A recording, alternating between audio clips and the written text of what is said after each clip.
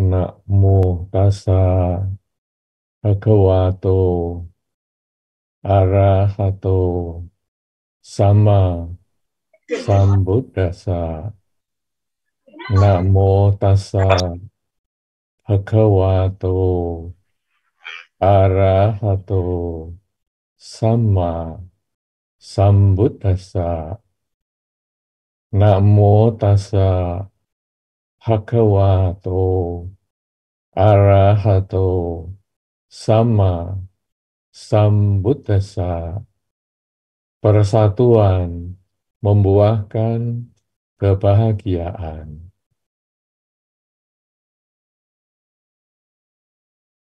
Saudara-saudara, semua yang hadir dalam kesempatan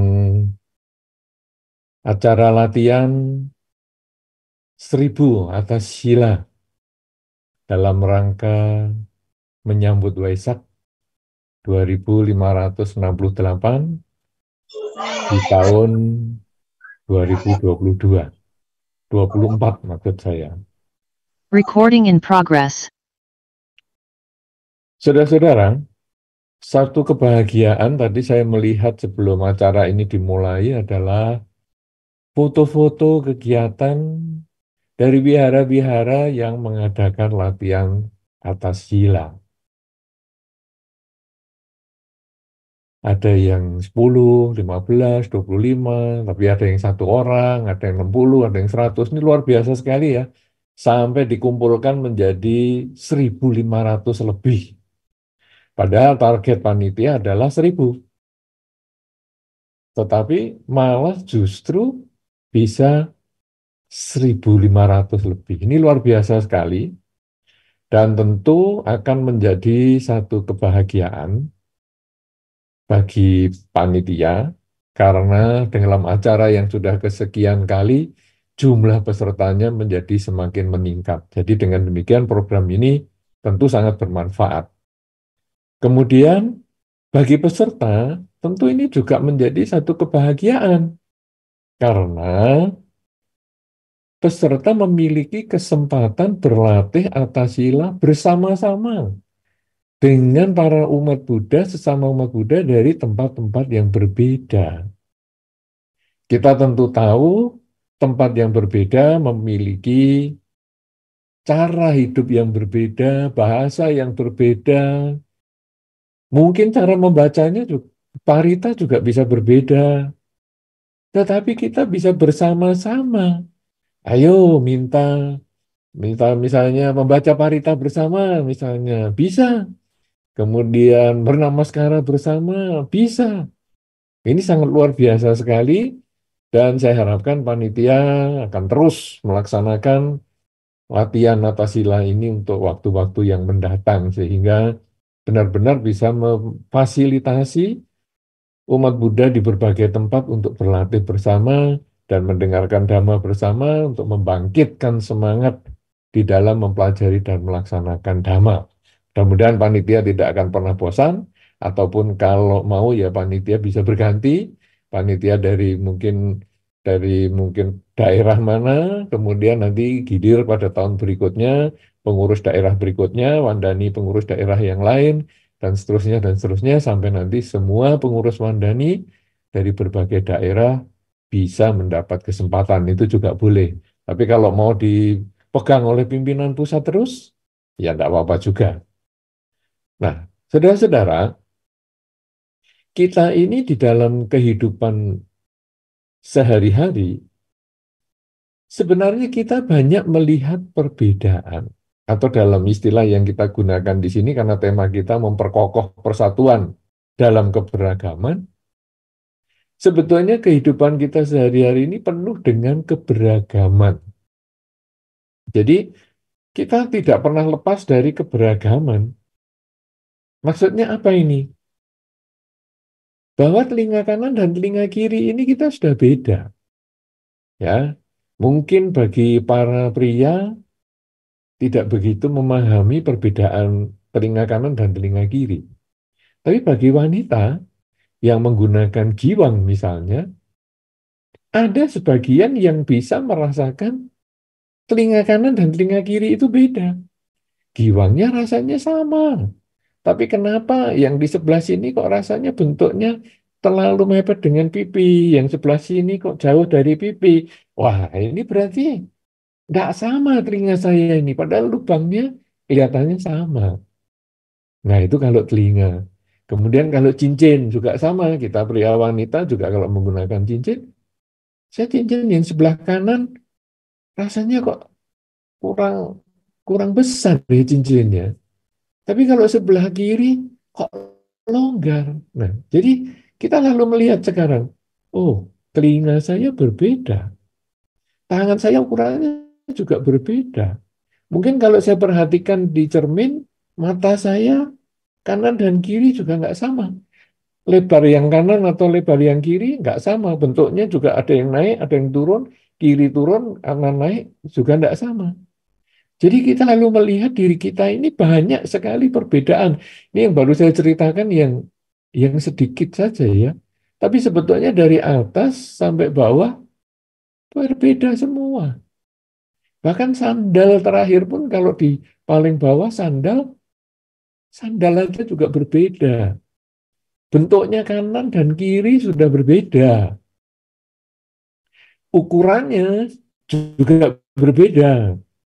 Tapi mungkin dikelompokkan, misalnya ukuran 34, 45, atau 41, mungkin ukurannya sama. Tapi sebetulnya nanti kalau Anda lihat, sandal yang ukurannya sama itu setelah digunakan berbulan-bulan, kerusakan sandalnya itu antara kiri dan kanan beda.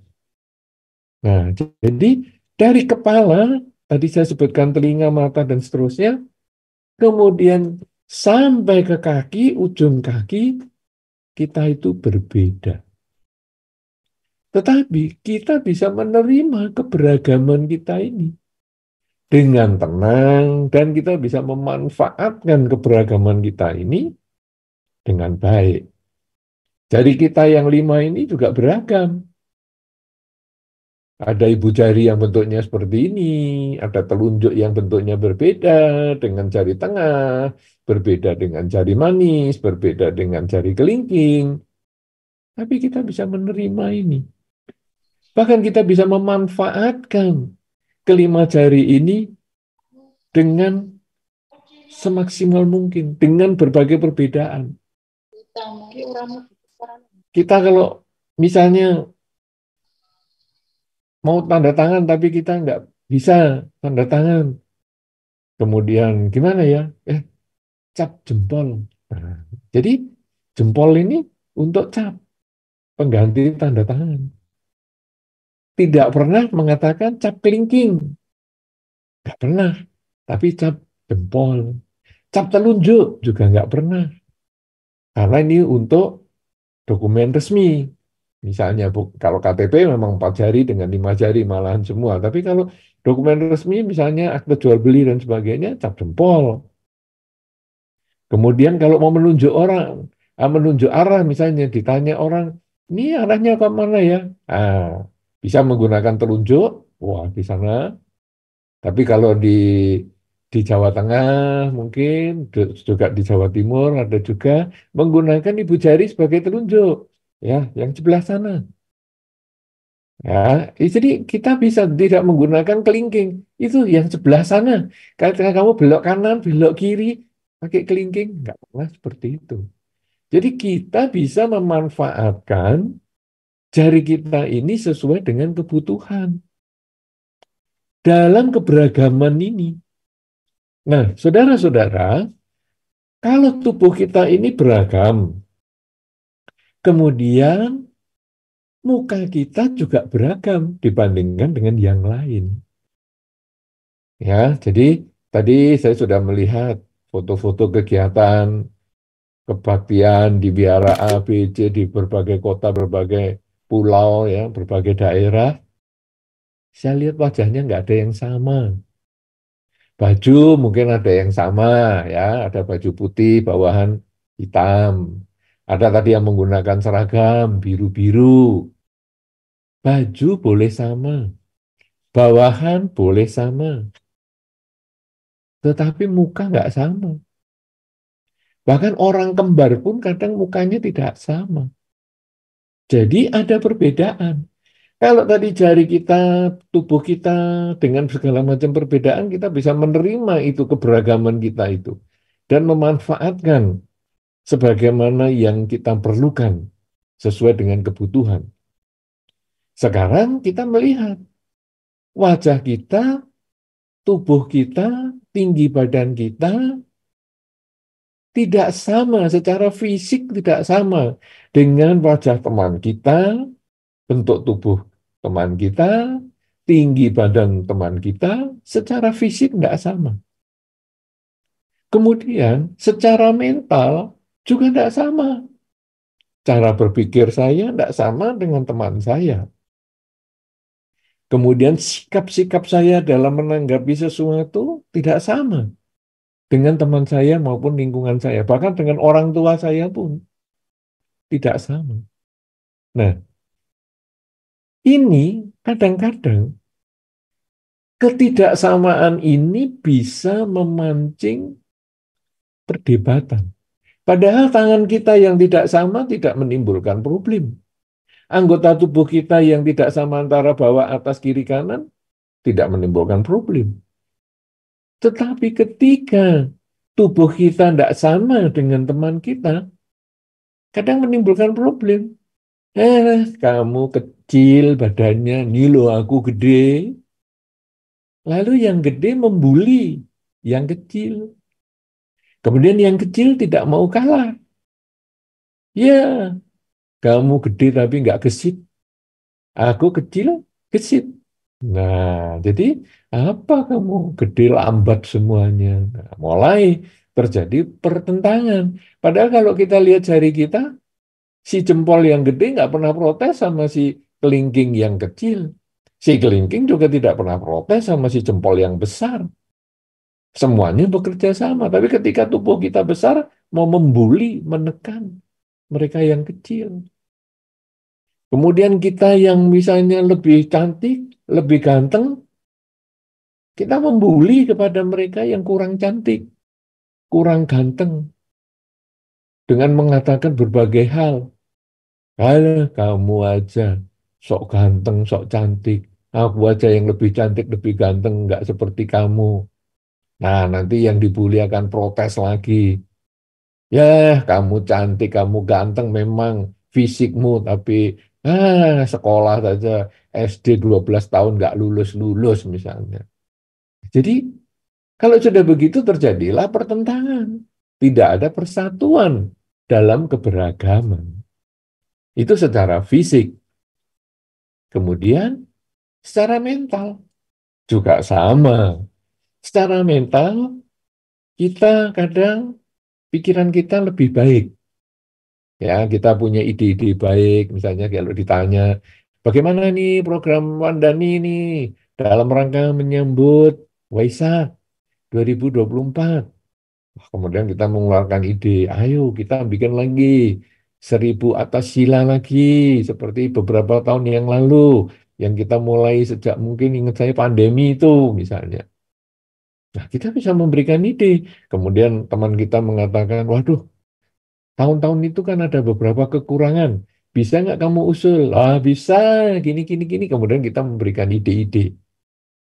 Tapi karena kita pandai memberikan ide, kadang kita membuli yang tidak pandai memberikan ide. Atau dia memberikan ide yang tidak tidak bisa dilaksanakan. Misalnya, oh dalam rangka 1000 atas atas sila ini, mari kita para pengurus dari pusat kita meninjau daerah-daerah yang melaksanakan 1000 latihan atas sila ini. Wah, sulit ya, karena waktunya hanya pendek, kemudian kita harus berkeliling ke seluruh Indonesia. Kayaknya nggak mungkin. Tapi kita menjawabnya dengan membuli kepada mereka yang punya ide itu. Kamu ya, kalau punya ide mesti nggak mutu begitu.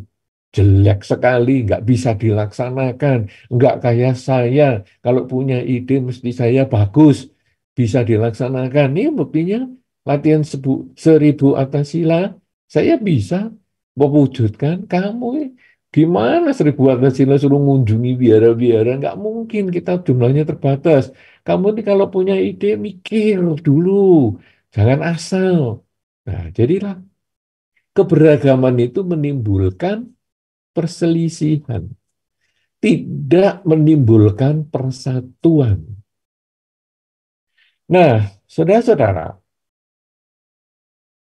sekarang kita tentu sudah menyadari bahwa keberagaman itu adalah milik kehidupan. Dimulai dengan diri kita yang jari berbeda, dimulai dengan telinga yang berbeda, bentuk mata yang berbeda, kiri kanan tidak sama, ya tangan kiri kanan tidak sama, kaki kiri kanan tidak sama. Dimulai dari situ kita lalu mengerti bahwa keberagaman itu adalah alamiah. Keberagaman itu, perbedaan itu adalah wajar. Kemudian kita menoleh ke keluarga kita, orang tua kita, ayah, ibu, kemudian kakak, kemudian juga adik, ya, kemudian tetangga dan lain sebagainya. Kita lalu melihat semuanya berbeda. Berbeda baik secara fisik maupun berbeda secara mental, cara berpikir, cita-cita. Bahkan kita kemudian keluar, kita melihat ke dunia lain, misalnya dunia yang bukan manusia, misalnya pepohonan, binatang, kita lalu melihat, ya juga berbeda. Daun pisang berbeda dengan daun pepaya, berbeda dengan daun mangga, tapi mereka bisa hidup harmonis di alam. Kemudian kita juga melihat binatang, ya ayam, anjing, kucing, kelinci, ya mereka biasa-biasa saja bisa hidup bersama di dalam alam. Nah, sekarang kita bukan pohon, kita bukan binatang, kita adalah manusia. Kita bukan hanya sekedar manusia, tapi kita adalah manusia yang mengenal Dharma. Kita bukan hanya sekedar manusia yang mengenal Dharma, tetapi kita juga manusia yang melaksanakan Atasila pada saat menyongsong Waisak 2568. 2024 itu kalau tahun ini. Mungkin tahun lalu kita sudah pernah ikut juga Atasila. Tahun sebelum-sebelumnya kita juga pernah ikut Atasila. Berarti kita ini bukan hanya sekedar manusia yang mengenal Dhamma, tapi kita juga manusia yang melaksanakan Dhamma. Salah satunya melaksanakan Atasila. Entah di tahun ini ataupun di tahun-tahun yang lalu dan mungkin di tahun-tahun yang akan datang. Apakah saya dibandingkan dengan pepohonan? Apakah saya dibandingkan dengan kucing, anjing, ayam, dan kelinci, dan kambing, dan sebagainya, yang mereka bisa hidup damai di dalam keberagaman? Apakah saya yang sudah mengenal Dhamma dan sudah melaksanakan Atasila ini masih sulit untuk hidup dalam keberagaman? Padahal saya sudah menyadari tubuh saya berbeda, beragam. Orang tua saya, keluarga saya. Nah, saudara-saudara, sesungguhnya kalau kita lalu melihat pelajaran Sang Buddha ini selalu mengajarkan tentang kedamaian, kebersamaan. Kita tentu pernah tahu kisah di zaman Sang Buddha yang dua suku berebut air sungai. Satu suku di sisi sungai sebelah sini, satu suku di sisi sungai di seberang. Masing-masing anggota suku ingin mendapatkan aliran air sungai untuk kesuburan sawahnya. Kemudian mereka mengalirkan air sungai ke sawah-sawah mereka ini di satu sisi. Satu sisinya yang lain juga ingin, tetapi karena sudah diambil airnya oleh sisi yang berseberangan, air yang dikirim ke sebelah sana menjadi kecil. Nah, mereka protes. Wah, airnya kok kecil nih, diambil sama seberang. Kemudian protes, ayo yang seberang dikecilin dong. Kita mau pakai juga. Wah, nggak bisa, kita juga mau pakai. Nah, jadilah mereka tegang. Ketegangan di perbatasan sungai, mereka tegang. Tegang tidak bisa diselesaikan, muncullah persiapan peperangan. Kalau memang sudah nggak bisa diselesaikan dengan mulut baik-baik, ya dengan senjata. Nah, kemudian ketika dua suku berseberangan sungai ini mau berperang, Sang Buddha kemudian hadir menengahi kedua suku itu sambil bertanya, ngapain? Kamu mau perang itu ngapain? Loh, ini kita mau mau mendapatkan air sungai ini sebanyak-banyaknya. Nah, kalau kamu perang, kemudian ada yang terbunuh, loh kira-kira nilai air dengan nilai darah keluargamu ini mahal mana? Berharga mana? Ya, darah orang yang saya cintai, darah keluarga, darah anak, darah orang tua saya, darah saudara saya ya tentu lebih berharga daripada air. Nah, kalau sekarang kamu sudah tahu bahwa darah keluargamu itu lebih berharga daripada air yang kamu perebutkan sampai mati-matian ini, apakah kamu masih mau bertahan untuk berperang? Apa nggak lebih baik bernegosiasi saja, bermusyawarah, supaya pembagian airnya itu menjadi jelas. Maka kapan dibagi untuk seberang sini, kapan dibagi untuk seberang yang lain. Nah, dari penjelasan Sang Buddha ini, kedua pemimpin suku ini menyadari, ya untuk apa perang? Kita lebih baik bersaudara. Kita memang berbeda keinginan. Saya saya ingin air lebih banyak, wah, enggak karu-karuan. Tapi kan bisa dibicarakan, dicari jalan tengahnya. Nah, akhirnya timbullah kedamaian. Terjadilah persatuan dalam keberagaman. Nah, itu satu contoh. Sekarang, Sang Buddha bukan hanya cerita itu saja. Banyak sekali kisah-kisah Sang Buddha yang berbicara tentang perdamaian, keakuran, kebersamaan di dalam keberagaman. Nah, tetapi dalam cerita-cerita itu, kita sekarang perlu memahami yang mau kita gunakan di dalam kesempatan ini adalah apa ya modalnya supaya kita bisa bersatu dalam keberagaman ini. Saudara-saudara, kalau kembali pada pengamatan diri kita, tangan saya berbeda tapi saya bisa terima, anggota tubuh saya berbeda saya bisa terima, antara kiri dan kanan, atas dan bawah. Kalau demikian, maka ketika orang lain berbeda, saya berusaha untuk menerima. Tapi bagaimana saya bisa berusaha menerima? Nah, ketika kita bermeditasi, seperti yang tadi kita sudah laksanakan bersama, setelah kita membaca parita, kita kemudian mengulang di dalam di dalam batin kalimat semoga semua makhluk berbahagia. Semoga semua makhluk berbahagia. Kita ulang berkali-kali. Diulangnya dengan penuh kehati-hatian ya saudara. Karena ketika kita bermeditasi, kemudian mengulang semoga semua makhluk berbahagia, kalau tidak hati-hati, bisa berbeda antara yang kita ingin sampaikan dengan kenyataan.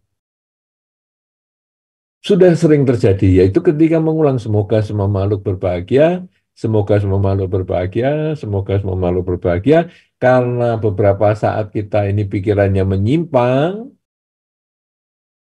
tidak jarang kita mengulang kalimat, semoga semua makhluk berbahaya. Ngeri sekali.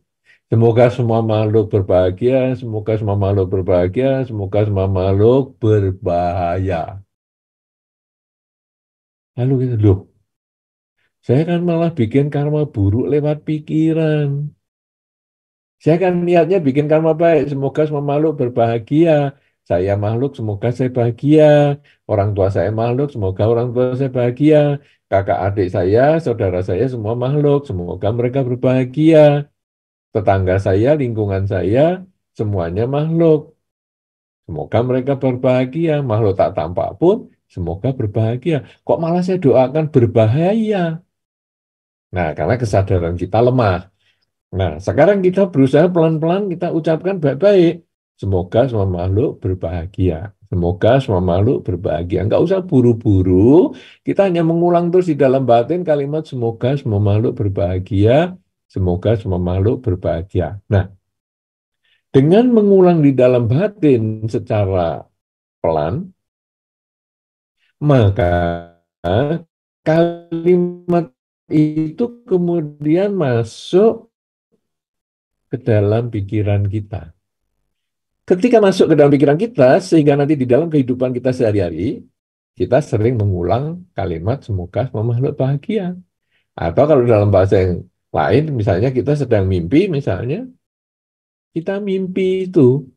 Ketika mimpi yang menakutkan misalnya, mimpi di tempat yang gelap, takut sekali, kemudian kita mengulang di dalam batin, semoga semua makhluk berbahagia, semoga semua makhluk berbahagia, berarti itu kalimatnya sudah masuk ke dalam pikiran kita. Anda ingat baik-baik ya, nanti Anda renungkan dulu, pernah nggak ya, saya kalau mimpi buruk, mengulang dalam batin, semoga semua makhluk bahagia. Kalau pernah, berarti kalimat itu masuk di dalam pikiran Anda. Dan ini penting, karena ketika nanti kita di dalam kondisi yang paling akhir kehidupan, kita tidak lagi atasila, Recording in dengan progress. dukungan seringnya kita jalankan atasila, pikiran akhir kalimat semoga semua makhluk bahagia itu mengkondisikan kita lahir di alam bahagia. Nah, itu kalimat semoga semua makhluk bahagia. Tapi kadang Anda mengatakan, saya jarang ya, kalau ngimpi ngomong semoga semua makhluk bahagia, saya biasanya ngomongnya namo buddhaya, atau saya biasanya ngomongnya budang sarana gacami, nggak apa-apa. Itu berarti yang sudah masuk di dalam pikiran Anda kalimat yang positif itu, yaitu entah namo buddhaya, atau namo tassa bhagavato arahato sama sambuddhasa, atau budang sarana gacami, dan seterusnya, nggak apa-apa. Ya, itu boleh saja. Itu sama saja prinsipnya, karena nanti di akhir kehidupan, sampai kita merasa sudah saatnya kita menyelesaikan kelahiran ini, maka kita bisa mengulang kalimat tersebut, semoga semua makhluk bahagia, atau namo tassa, atau apa saja, dan dengan dukungan kebajikan yang kita miliki, mengkondisikan kita lahir di alam yang bahagia. Nah, itu kisah yang masih jauh. Tetapi sekarang kisah yang dekat sekarang, pengulangan kalimat semoga semua makhluk bahagia, ini tentu bukan hanya sekedar diulang, diulang, diulang untuk dimasukkan ke bawah sadar. Tetapi hendaknya pengulangan itu mendorong kita untuk dilaksanakan dalam kehidupan sehari-hari. Bagaimana cara kita melaksanakan semoga semua makhluk bahagia dalam kehidupan sehari-hari? Nah, kita menginspirasi seluruh perbuatan kita dengan tangan kita, dengan kaki kita, dengan badan kita, dengan kepala kita, dengan mata kita, dengan segala macam yang ada di fisik kita ini, dengan semoga semua makhluk berbahagia. Nah, maksudnya gimana ini?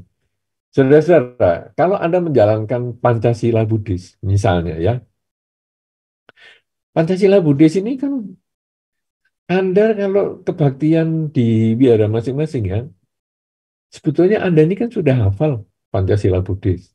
Ya, mulai sila yang pertama, Panatipata, dan seterusnya Anda sudah hafal.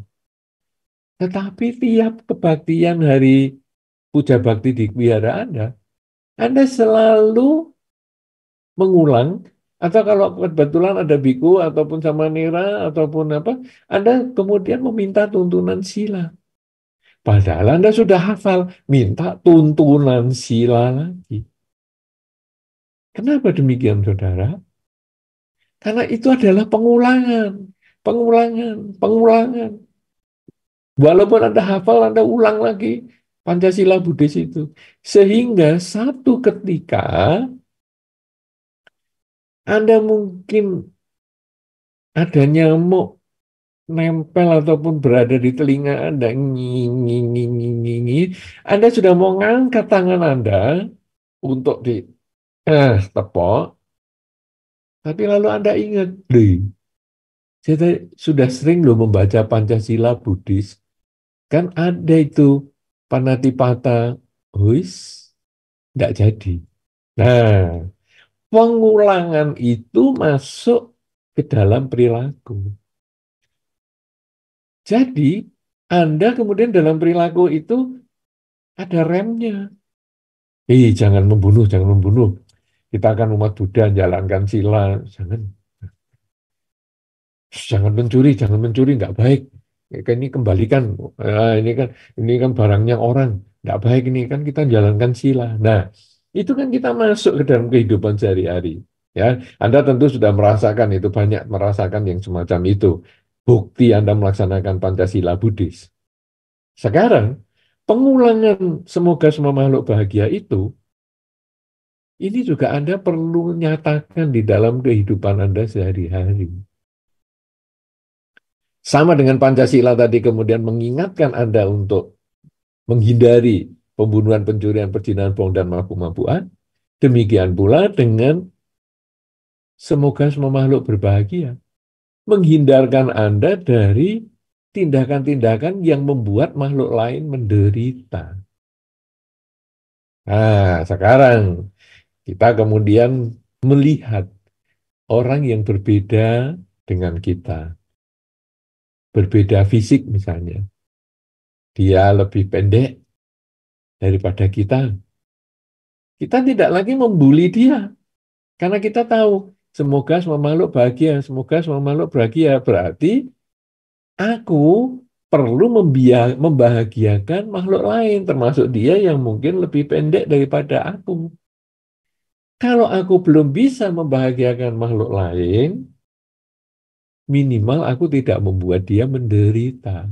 Karena aku selalu mengucap, semoga semua makhluk berbahagia. Nah, jadi begitu kita mau menghina, membuli, kamu pendek, kecil gini. Kita lalu ingat, tidak bisa. Tidak boleh seperti itu. Karena saya selalu mengulang kalimat, semoga semua makhluk bahagia. Dia mungkin mempunyai kekurangan dibandingkan saya. Dia kurang tinggi. Tetapi tentu dia punya kelebihan. Yang justru saya tidak mampu melakukan itu. Nah, jadi dengan begitu kita kemudian bisa mulai bersikap bersama-sama membahagiakan lingkungan kita. Ya, kemudian orang yang lebih kurang cantik dibandingkan kita, kurang ganteng dibandingkan kita. Kita tidak lagi membuli dia. Karena kita tahu dia memang punya kekurangan itu. Tapi kalau saya tidak bisa membahagiakan, jangan saya menyusahkan. Karena saya sudah selalu mengulang kalimat di dalam batin saya, semoga semua makhluk bahagia. Apa artinya saya mengulang itu? Kalau saya menyusahkan orang lain. Nah, akhirnya ya sudah biar aja. Kalau memang dia berbeda wajahnya daripada saya, walaupun itu kakak atau adik saya, sudahlah saya tidak perlu sombong juga kepada dia. Apa gunanya? Saya malah kasihan dengan dia dan saya akan menonjolkan kelebihannya dia supaya dia percaya diri. Jangan dia melihat kekurangan wajahnya, tapi dia justru kita dukung supaya dia percaya diri bahwa dia punya kelebihan. Mungkin wajahnya kurang, tetapi dia pandai memasak, dia pandai menjahit, dia rajin membantu orang tua, dia rajin bermeditasi, dan lain sebagainya. Nah, sehingga kita kemudian bisa mulai hidup bersama. Ya, jadi kita menunjukkan perbuatan kita ini dalam menyikapi keberagaman dengan cinta kasih. Jadi mewujudkan cinta kasih. Kalau saya tidak bisa mencintai dia, tidak bisa membuat dia bahagia. Karena mencintai itu bukan berarti menarik dia untuk kita, tapi membuat dia bahagia. Biarlah dia di tempatnya itu, tetapi kita membahagiakan dia. Kalau saya belum bisa membahagiakan dia, maka saya harus tidak mempersulit dia.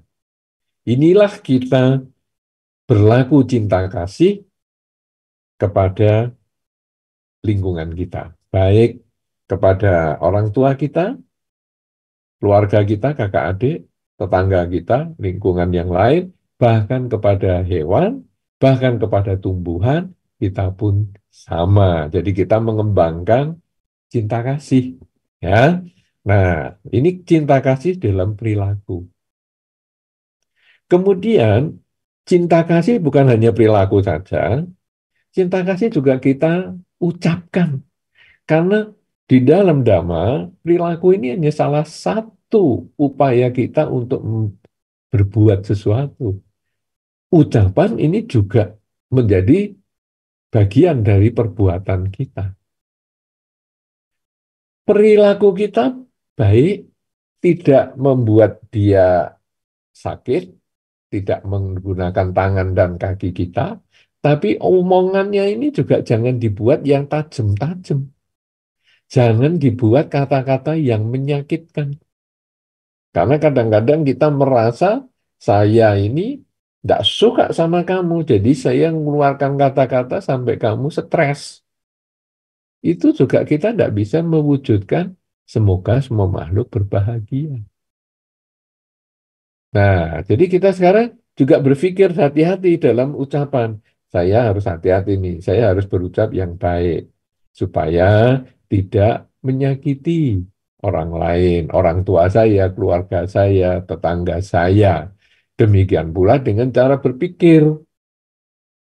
Jadi di dalam Dhamma, perbuatan itu bisa dilakukan dengan badan kita, perbuatan bisa dilakukan dengan ucapan kita, perbuatan bisa dilakukan dengan pikiran kita. Saya tidak melakukan apa-apa, saya tidak ngomong apa-apa, tapi saya mikirkan dia itu menjengkelkan. Dia itu kalau ngomong suka, benci saya sama dia. Orang sudah lebih lebih kecil daripada saya, lebih jelek daripada saya, lebih tidak pandai daripada saya, kok aneh-aneh seperti itu. Nah, pikiran kita isinya negatif terus. Kenapa? Karena kita kurang mengucapkan semoga semua makhluk bahagia itu. Tapi kalau kita sudah memahami semoga semua makhluk bahagia, mungkin dia punya kekurangan di fisik, mungkin dia punya kekurangan di cara berpikir, mungkin dia punya kekurangan di cara berbicara, tetapi dia juga pasti punya kelebihan, sehingga saya tidak mampu untuk melakukan, dia bisa melakukan. Karena semua orang punya kelebihan dan kekurangannya. Nah, kalau kita sudah bisa memahami demikian, maka kita bisa melakukan perbuatan, ucapan, dan pikiran kita dengan penuh cinta kasih kepada lingkungan kita. Dan cinta kasih ini bukan cuma di depan orangnya saja. Cinta kasih ini juga di belakangnya. Artinya apa? Walaupun nggak ada orangnya, kita nggak gosipin dia. Kadang-kadang kan kita senyum sama orang, ngobrol dengan baik, tapi begitu orangnya sudah pergi langsung dalam bahasa yang lain, bahasa Indonesia mungkin kita langsung cemberut, mulut kita langsung kita tarik seperti donat bebek misalnya, kemudian kita mengatakan, ih, sok-sokan tuh orang itu. Yang mana sih? Itu yang barusan pergi itu. Loh, tadi barusan kamu ngomong baik-baik. Iya, saya kan baik-baik ya, menjaga lah. Saya ini kan umat Buddha ya, saya ini kan pandita ya, saya ini kan jalankan atas sila ya. Kalau saya tidak baik-baik kan nanti dia kritik saya. Jadi saya baik-baik, tapi padahal saya sendiri nggak suka orang itu. Untung dia udah pergi. Nah, jadi cinta kasih yang tadi di depannya dalam perbuatan, cinta kasih di depannya dalam ucapan, cinta kasih dalam pikiran di depannya, ternyata di belakangnya pikiran, ucapan, perbuatan, tidak ada cinta kasihnya.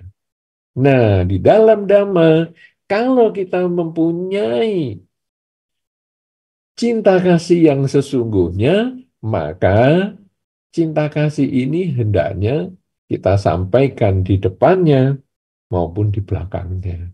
Jadi kalau di belakangnya ada orang gosip, kamu tahu nggak si A itu gini-gini.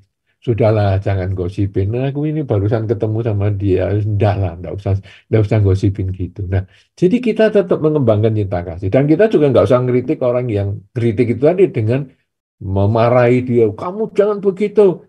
Karena gimana pun kita juga harus mengembangkan cinta kasih juga kepada orang yang mengkritik orang lain itu atau yang mengkritik kita. Bahkan kita juga mengembangkan cinta kasih dalam perbuatan, ucapan, pikiran, di depannya maupun di belakangnya. Nah, kalau kita bisa melakukan hal itu, maka persatuan kita di dalam keberagaman ini bisa menjadi semakin kokoh, semakin kuat. Ya, tema kita kan memperkokoh persatuan dalam keberagaman. Jadi kita hanya dengan modal cinta kasih pada perbuatan, ucapan, dan perilaku ini aja. Wow, itu sudah bisa membuat keberagaman kita ini terjembatani dalam persatuan. Apalagi, saudara, kalau kita bukan hanya perbuatan, ucapan, dan pikiran yang baik itu penuh cinta kasih. Ketika kita mendapatkan mungkin rezeki, karena kita menjalankan banyak sila ya. Kadang-kadang di dalam kehidupan sehari-hari kita 5 sila, kemudian sering pada tanggal 1, 8, 15, 23, mungkin kita menjalankan 8 sila misalnya, atau mungkin tanggal 1, 8, 15, 23 ini kemudian dijadikan 3 harian untuk menjalankan 8 sila, ya, tanggal sebelumnya, kemudian tanggal 1, kemudian tanggal 2, kita jalankan 8 sila. Kemudian tanggal 8, kemudian 3 hari juga. Tanggal 7, tanggal 8, tanggal 9, jalankan 8 sila. Kemudian 15, tanggal 14, 15, 16, jalankan sila. 23, 22, 23, 24, jalankan 8 sila. Nah, jadi sebulan dapat 12 hari. Nah, itu kemudian kita punya karma baik yang cukup, sehingga kita usahanya juga lancar, memperoleh rezeki yang banyak.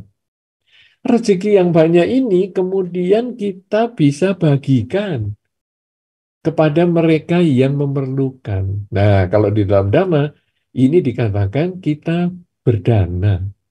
Hasil pelaksanaan sila kita itu, ya, usaha-usaha yang tidak melanggar kemoralan, usaha-usaha yang tidak dilarang oleh di dalam Dhamma, itu memberikan hasil dan kita bagikan. Ini ada teman kita yang sakit, yang umat Buddha yang sakit, ataupun yang bukan Buddhis yang sakit, tetangga kita, ayolah kita kumpulkan uang. Atau kalau mungkin saya punya, ya saya bagi mungkin uang, mungkin saya punya obat. Kayaknya sering pusing-pusing nih, saya kasih obat saya ini, kalau saya pusing saya kasih ini manjur langsung. Nah, misalnya, jadi kita berbagi. Ini hasil yang kita dapat dari pelaksanaan sila. Ini kita bagikan. Ya, nah kemudian dengan cara seperti itu kita ini memperkokoh persatuan lagi. Karena kalau persatuan cuma omongan, persatuan hanya fisik, persatuan hanya cara berpikir, masih kurang. Di dalam Dhamma persatuan ini kalau bisa juga kita kadang-kadang melakukan kerelaan. Entah itu kerelaan materi, kerelaan apa, kita bisa lakukan itu semua. Kita berbagi kepada mereka yang membutuhkan.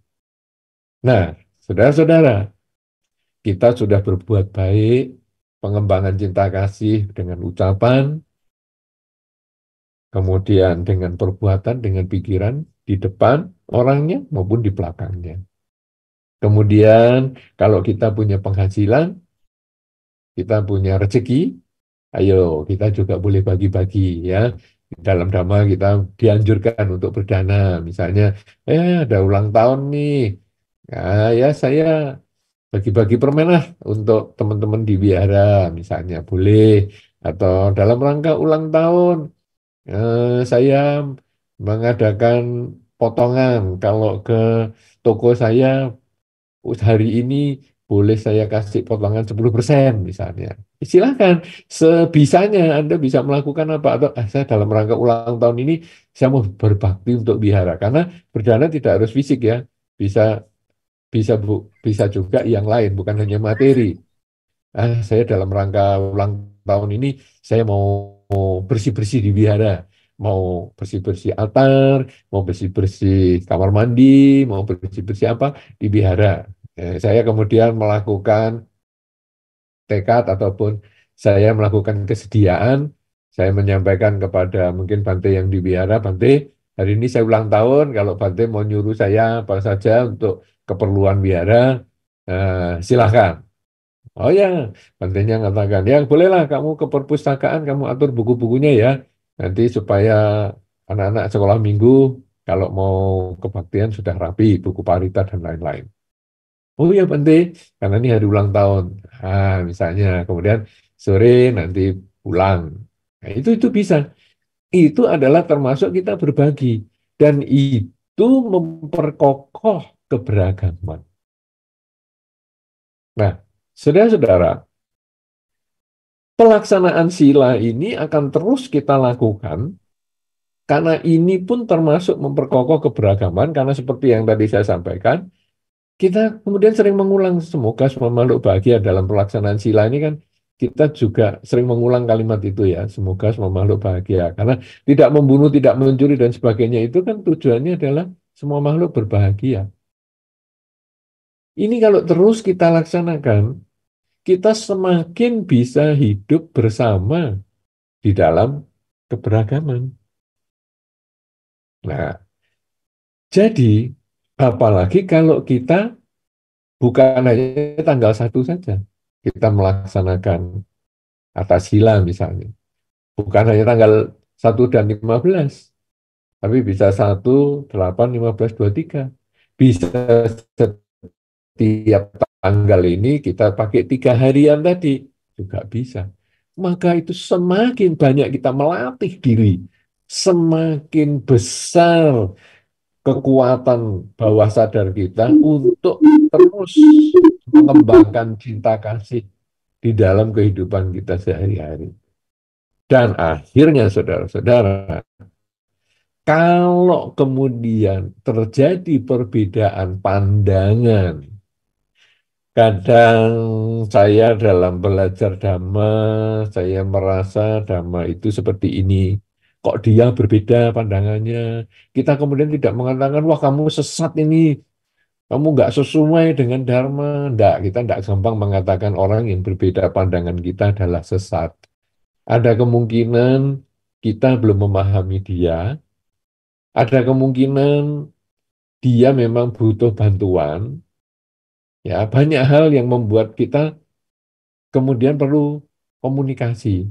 Perbedaan itu, keberagaman itu tidak harus menimbulkan pertentangan, termasuk keberagaman cara berpikir. Kita kemudian justru saling tukar pikiran, kenapa ya kamu kok bisa berbeda? Oh ya, ya. Ya, saya bisa maklumi. Nggak apa-apa. Kalau memang kamu berbeda seperti itu, bagus. Nah, tapi saya mungkin sikap saya yang seperti ini. Nah, dengan cara seperti itu, kita tetap bisa bersatu di dalam keberagaman, walaupun cara berpikirnya berbeda. Nah, saudara-saudara, dengan demikian, kita lalu melihat sekarang, ada syarat-syarat yang disampaikan di dalam Dhamma untuk memperkokoh persatuan di dalam keberagaman. Hal-hal yang tadi saya uraikan adalah untuk bisa memperkokoh persatuan di dalam keberagaman, kita seringlah mengulang kalimat semoga semua makhluk bahagia. Karena itu adalah dasar untuk kita laksanakan dalam kehidupan sehari-hari. Yang kita laksanakan adalah kita berusaha mengembangkan cinta kasih kita dengan perbuatan kepada lingkungan kita, kepada semua makhluk, di depan maupun di belakang orangnya. Kemudian kita mengembangkan cinta kasih lewat ucapan di depan maupun di belakang orangnya. Kemudian kita juga mengembangkan pikiran cinta kasih di depan maupun di belakangnya. Jadi kita pun tidak gosip-gosip yang jelek kepada orang lain. Dihilangkan kebiasaan menggosip itu. Kemudian yang keempat adalah kita kalau memiliki penghasilan yang sesuai dengan Dhamma, yang tidak melanggar sila, kita juga boleh bagikan kepada mereka yang membutuhkan. Tidak harus banyak, karena di dalam Dhamma itu bukan jumlah yang dipentingkan, tapi kalau bisa frekuensi. Jadi sering. Ya, kalau misalnya sekolah minggu anak-anak, misalnya kan ada dana paramita, itu bukan jumlah yang besar kemudian hanya sekali seumur hidup, bukan. Tapi jumlah yang kecil, tapi sering dilakukan. Karena apa? Karena semakin sering kita melakukan, walaupun jumlahnya kecil, itu adalah mengkondisikan pikiran yang positif, pikiran yang baik. Nah, jadi ketika saya memiliki penghasilan yang tidak melanggar sila, tidak ada salahnya saya bagikan kepada mereka yang membutuhkan. Karena itu juga bagian dari kekuatan persatuan dalam keberagaman. Kemudian yang kelima adalah kita berusaha terus melaksanakan latihan kemoralan. Entah itu Pancasila, entah itu 8 sila, atau kadang-kadang mungkin kita latihan di wihara selama seminggu misalnya untuk 8 sila dan seterusnya, terserah. Tapi itu adalah bagian upaya kita untuk berlatih semaksimal mungkin. Supaya semakin masuk ke dalam pikiran kita kalimat semoga semua makhluk bahagia agar bisa dilaksanakan di kehidupan sehari-hari. Dan yang keenam adalah kalaupun ada perbedaan pandangan, jangan mengatakan pihak lain itu sesat, salah. Tetapi marilah kita dengan cinta kasih itu, kita kemudian bersama-sama membahas apakah memang ada perbedaan, ataukah memang ya biarlah dia seperti itu, nanti kalau berbeda kita pelan-pelan memberikan masukan, atau mungkin ya kita mungkin tidak membahas itu dulu, kita kemudian membahas hal-hal yang lain. Perbedaan pandangan itu biarlah berbeda, tetapi kan setiap orang itu kan punya kurang lebihnya. Kalau dia ada kekurangan di bagian perbedaan pandangan, misalnya tentang agama Buddha, wah kalau saya ngomong agama Buddha sama dia malah cekcok, ya sudahlah, saya tidak ngomong tentang agama Buddha. Saya ngomong tentang misalnya kuliner aja. Jadi, kuliner di kota ini yang enak yang mana ya? Karena dia pinter ini jalan-jalan kemana-mana. Ya kita diskusi yang itu. Jadi bukan, wah ini pandangannya tentang agama Buddha beda. Sudahlah kita nggak berteman sama dia. Enggak. Pandangan tentang agama Buddha mungkin berbeda. Tetapi kuliner dia baik. Nah kita ambil kebajikannya, kebaikannya. Yang tidak baik, yang berbeda, ya kita jangan ngurus itu. Karena nanti jadi percekcokan. Nanti tidak lagi ada persatuan dalam keberagaman. Nah, dengan cara seperti ini, 6 cara ini, saudara, kalau kita bisa selalu mengembangkan dalam kehidupan sehari-hari, maka muncullah persatuan yang kokoh di dalam keberagaman. 6 cara ini, kalau Anda membaca di dalam Sutta, ini ada di dalam Saranya Dhamma Sutta. Walaupun Saraniya Dhamma Sutta itu diberikan untuk para biku, ya, di situ disebutkan para biku harus bisa berbicara, berbuat, dan berpikir yang baik di depan maupun di belakang orangnya, misalnya. Kemudian kalau para biku punya penghasilan, mungkin hasil pindapata, ya bagikan kepada teman sesama biku. Ya, oh para biku, kalau kamu nanti misalnya saja dalam kehidupan sehari-hari terus laksanakan sila karena sila bikuan ini adalah untuk mendukung kebersamaan karena banyak peraturannya ya, tidak boleh saling ini itu kepada teman sesama biku. Kemudian oh para biku kalau punya pandangan salah ya jangan saling bermusuhan di situ. Nah itu dalam Saraniya Dhamma Sutta seperti itu ya, tetapi kita lalu memahami sarannya dan maksudnya memang untuk para biku pada saat itu, tapi bukan berarti umat Buddha tidak boleh melaksanakan. Umat Buddha kan bisa juga. Nah, bagaimana umat Buddha melaksanakan? Nah, itulah tadi yang saya sudah bahas. 6 cara itu, mudah-mudahan ini bisa menginspirasi kepada kita semua untuk melaksanakan di dalam kehidupan sehari-hari tentang cinta kasih sehingga memperkokoh persatuan di dalam keberagaman karena kita hidup memang selalu berbeda. Dari tubuh kita sudah berbeda, keluarga kita berbeda, lingkungan kita berbeda, binatang lain, tumbuhan lain berbeda, semuanya ada perbedaan. Dan kita tidak mungkin membuat mereka menjadi sama semua, tapi yang bisa adalah kita menerima perbedaan itu sebagaimana adanya dan menggunakan perbedaan itu justru untuk kemajuan. Sama dengan jari kita, terjadi perbedaan, tapi justru kita gunakan dengan baik sesuai fungsinya masing-masing untuk mendukung kemajuan. Saya kira inilah yang perlu saya sampaikan bahwa sesungguhnya persatuan bisa diperkokoh ketika kita mulai mengembangkan cinta kasih karena persatuan membuahkan kebahagiaan. Semoga perjuangan Anda di dalam melaksanakan 8 sila akan mendukung kemajuan kualitas batin Anda mulai sekarang sampai selama-lamanya. Semoga Anda semua selalu kokoh kuat di dalam pelaksanaan ajaran Sang Buddha. Semoga Anda semua selalu berbahagia di dalam Dhamma.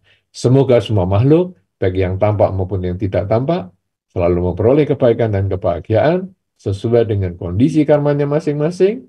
Sabe sata, awantu, sukitata.